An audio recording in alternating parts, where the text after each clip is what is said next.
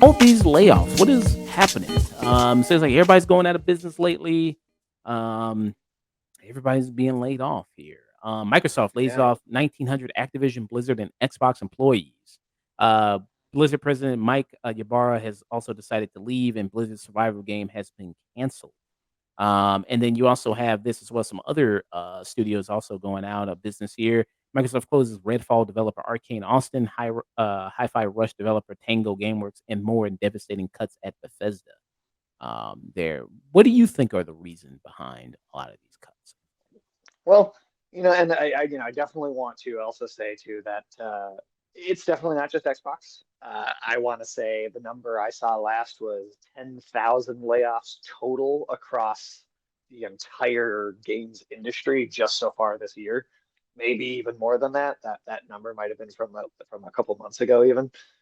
But I think there's a few reasons. I think one, you have your corporate greed, you have your structures where these CEOs, they're never going to take a pay cut or allow themselves or executives in charge of managing like live service games or multiplayer components into single player games, or forcing studios to work on projects that maybe they're not typically used to just because they think that's what's going to make the most money at the current moment. These CEOs, these executives, they never suffer from these punishments. I mean, Redfall is a good example. That was in development before Xbox ever bought Bethesda, but Bethesda's executives pushed them to do a live service game. And just for that example, Redfall, over the course of its development, 70% of the staff that had worked on Dishonored and Prey before that game had quit by the time Redfall launched. And I wouldn't be surprised if a good chunk of that remaining 30% quit after that game's launched. So some of it is this weird mandates that these companies have where they just want every single game to be live service and to be able to hold an infinite amount of people's attention, and it may have an infinite amount of microtransactions people are willing to spend on it. So that's one big thing. You just saw that happen with the Suicide Kill the Justice League game at Rocksteady. You see that all across the industry. Square Enix just had Foam Stars be this massive failure that's costing them like millions and millions of dollars. And then I think, but then I think maybe a even bigger reason is that these companies, it's the obsession with infinite growth, right? And during the pandemic, you had a couple of years there where the percentages of profit margins were up by like 60, 70% for every company across the industry. And none of them were able to set a reasonable expectation, and this goes for Sony, Microsoft, is all of them.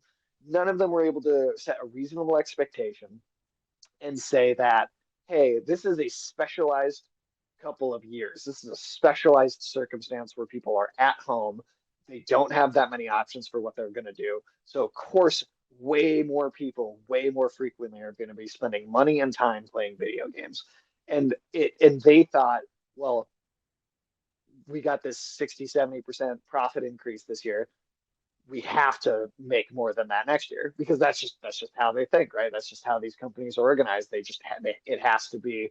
It's not even just that making money. It's the percentage of making more than every previous year, every single year. And so they just don't seem to be able to have this perspective that things were going to deflate a little bit.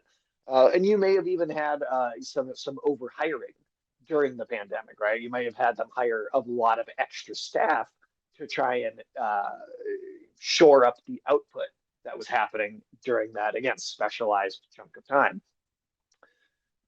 And some of those might be some of the layoffs, but I guarantee it's not all the layoffs, because again, you have these executives. Again, none of them are taking pay cuts. They're probably getting bigger bonuses, if anything, these years. So it's corpos being corpos for the most part. I think the big sting that really blew this up and got people angrier than even usual, it was Tango GameWorks in particular. because they produced Hi-Fi Rush, which, it maybe not in everyone's opinion, but I think a lot of people would say that this game, as far as being like an exclusive game to a console, this kind of carried the Xbox brand for the whole year last year. It won awards at the Game Awards. Now, here's the thing, internally, financially, I do kind of understand the thinking with shutting the studio down. It didn't look like it actually sold all that many copies. Now, Microsoft claimed that it was very successful, but clearly that can't be true if they shut the studio down. And I think part of this is in tribute to Game Pass. And Game Pass is a cool service. I don't think it should go away, but having every single first party release drop day one and just always be free on there, it's kind of trained this entire market of gamers to just not purchase things anymore. And it ends up cannibalizing sales. For 2020, 2021, 22, you had Game Pass signing up new users every month at a really good trajectory. And so there was this significant profit and growth happening all the time. But that's kind of bottomed out over the last 2 years. And you're not seeing that kind of growth happen anymore. So now when something's put onto that service, it ends up making little to no profit because it's free and it's not exactly like people, for the most part, everybody that has Game Pass, everybody that wants Game Pass already has it. You're not getting a lot of new signups anymore. So these games end up just kind of making no money, and then something that is winning awards and carrying your brand in a lot of people's eyes gets shut down. I get it from a financial perspective because they're seeing it and they're going like, well, this didn't bring in any profit. Why would we keep this around? But I don't think they considered how that would look optically at all. I don't think they considered what the public image that would actually represent for the company would be. Yeah. You mentioned Game Pass, which is kinda, I guess, like the Netflix of gaming. And Game Pass does provide a good service as far as, hey, you can't buy all these new games that come out, especially with the price point of a lot of these games. What if these games suck? And then you just threw the money there down. Even though, I mean, in some cases, I guess if you buy digital, you can refund in some cases with certain things. But that has to mean the game was like an utter disaster. And so, like, people were able to get their money back with like Cyberpunk, in that case Yes. there. Because of the situation there. But that's not always the case. And so Game Pass does allow you to try out games like Hi-Fi Rush, which I did get on Game Pass, and I think it is really fun. And I mean, just the art style, the music, the combat in it, very inventive game, very fun game. And you mentioned won a lot of awards at the Game Awards there. But a lot of people played this probably on Game Pass there, and probably you had a lot of people who I don't know how they exactly log it of the amount of hours people probably put in there. Probably they probably can track that of the amount of hours all these people put into the game and downloaded the game and everything like that. So I had that. But as far as purchasing the game of like, would you be able to do that outside of that? And that's where you kind of get into because you need the actual money to go into the game in order for them to make another Hi-Fi Rush type of game, in order for the studio to make another one of these type of games. And we talked about some of the solutions there. Like, what if you did have it where if you wanted like a collector's edition or you wanted like extra stuff with the game, maybe they allow that to buy it there. So you buy it for $20, $30 to get like an extra additions to the game there, and or just to own the game completely outright there to have it on your system forever. It's not a situation like where you have like HBO Max and then you have HBO Max and they take away shows there that you subscribe just to watch those shows. Like if you have Hi-Fi Rush, you have Hi-Fi Rush. Nothing's gonna happen to it. It's in your library there.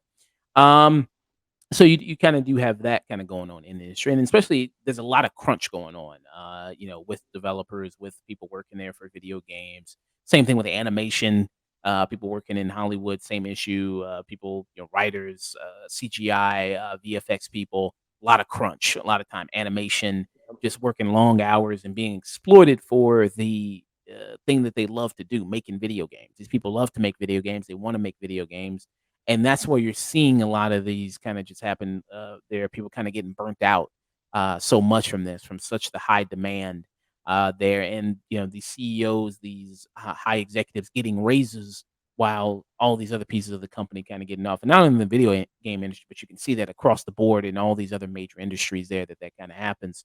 So a little bit more about this, this is from The Verge, by the way, here. So it says Microsoft is laying off 1,900 employees at Activision Blizzard and Xbox this week. And this article was out in January 25th here, 2024, and then this IGN article is from May 7th here. So this is a more recent one. But Microsoft has closed down a number of Bethesda studios, including Redfall maker Arcane Austin, Hi-Fi Rush, and Evil Within developer. And I heard Evil Within was pretty good too. I haven't played that, but I heard that was pretty Great two games, honestly, during that period of time after Resident Evil 6 came out, when it seemed like Resident Evil was kind of dead in the water and no one wanted it anymore. Evil Within kind of held down the entire survival horror genre in the industry until Resident Evil was able to make a comeback. Yeah. Developer Works and more in devastating cuts in Bethesda. IGN can confirm. Alpha Dog Games, maker of mobile game Mighty Doom, will also close. Roadhouse Studios will be absorbed by the Elder Scrolls Online developer ZeniMax Online Studios. Microsoft currently valued at over $3 trillion dollars there. Did not say how many staff would lose their jobs, but significant layoffs are inevitable. IGN has asked Bethesda for comment. Microsoft declined to expand further when contacted by IGN. On Redfall, the disastrous vampire co-op game will now not receive promised updates, including an offline mode and new character DLC, as Microsoft has ended all development on the game. You said you didn't really like Redfall too much, right?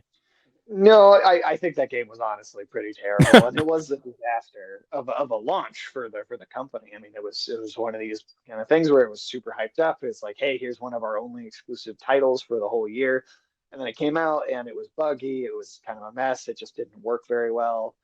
Just at least in my mind, it was not a fun game to play. But I also would love to point out the fact that that character DLC that they referenced that will not be releasing, that's something people paid for buying the $120 collector's version of that game Damn, when it launched. So now something that people paid for in what, February, March 2023, that's just never coming out. damn. Like something that it wasn't just that they were talking about doing more and now they're not. People paid for these things and now they're just like, I don't know, maybe they'll get a store credit and they can buy like a different DLC with it. But I don't know. It's amazing to me that legally you can do that. That you can sell people something and then a year later, year and a half later, go, well, actually, we're not giving that to you. I don't know. Do you want something else? Arcane Lion, which is working on Marvel's Blade, which is coming out what 2045 or something like that. Yeah. It says survives the call as does Bethesda Game Studios, Fallout, Elder Scrolls, Starfield, some of the games Bethesda is known for, and Machine Games, which has the Indiana Jones and the Great Circle.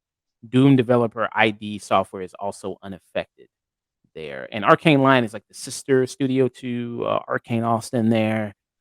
Yeah, Yeah, the way I understand it, a lot of the games like the first Dishonored, like it was a 50-50 share of work where both studios produced that together. I think over time they kind of grew and started doing separate projects, but they started at least where it was like, hey, this is like a 50-50 team effort on the same game. mm, okay, yeah. Um, so yeah, and I'll link the article here, but a lot of details, a lot of what's kind of going on with these different developers, the future of them. They did issue a lot of goodbyes on Twitter there, like Tango Gameworks there. Says thank you to everyone. Sarah Bond, oh, I'm sorry. Oh, go ahead. I was going to say Sarah Bond, the president of Xbox, wished Tango Gameworks a happy birthday in March and couldn't wait to see what they were working on next. Yeah. Well, hey, man, she knew all along. She was doing the Game of Thrones, smiling in your face and E- stabbing you in the back. Either it's either that or I think what's a genuine possibility is that some of this is a result of Microsoft coming in and going, all right, in the past Xbox has been a relatively small portion of this company. It doesn't cost that much money, so we leave you guys alone. But you just spent, what was it, $70 billion on this acquisition, and that was after a whole bunch of other acquisitions across the couple of years before it. I suspect Microsoft might be coming in and going like, okay, now we're noticing how much money you guys are throwing away. So Microsoft's coming in to make decisions now. And I can't help but wonder if a lot of these layoffs and studio closures is a product of Microsoft stepping in as a parent company and going like, all right, quit fucking around with our money now. Yeah. I'm on her Twitter, right now. She it looks like she's limited a lot of only people that can follow her can reply. Yeah. I'm not too surprised, honestly. I'm sure she's been getting a lot of hate posts. Yeah. But I just saw this game. This looks like a cool game. Sklash Yeah, here. that's a cool art style. I Yeah. haven't seen that before. It says it's a 10 samurai fighting game, where one hit is enough to win. Hmm. Ooh, Oh, it's pretty okay. good. Well, hey, there you go. There's another samurai game. Like we said, there's no shortage. Yeah. Hey, people can check this out. Yeah, I might look at this. It's on Switch. It's on PlayStation. Interesting. I might look this up. But yeah. And then right now, I mean, Hellblade 2, that's getting no traction, no motion right now. Apparently, it's Yeah, that gonna seems be to be a big disappointment, right? So yeah, far. yeah. It's not really getting a lot of They love. And announced the whole console generation with that game as like the premier product of the showcase to see what the whole console was capable of. And not only is it releasing 4 years after the console came out, it's also seems to kind of be a dud. yeah. Yeah, I want to know who's the crazy dude that bought collector's edition of Redfall. Who the fuck was that? Who's that dude? Of what game? Redfall. Who bought a collector's edition of Redfall? Who the hell is Oh, that? yeah, that's a great question. I think you could see that game not being good coming a mile away. Like, like who was like, man, I'm pay $120 for Redfall. What the hell? I don't Yeah, know. I'm sure somebody was excited for it. I mean, I guess that people must really like vampires. I guess they're like, man, I love vampires. Okay. But yeah, Xbox is doing a lot of layoffs. A lot of layoffs happening in the video game industry. Stay on top of that. And that was our news.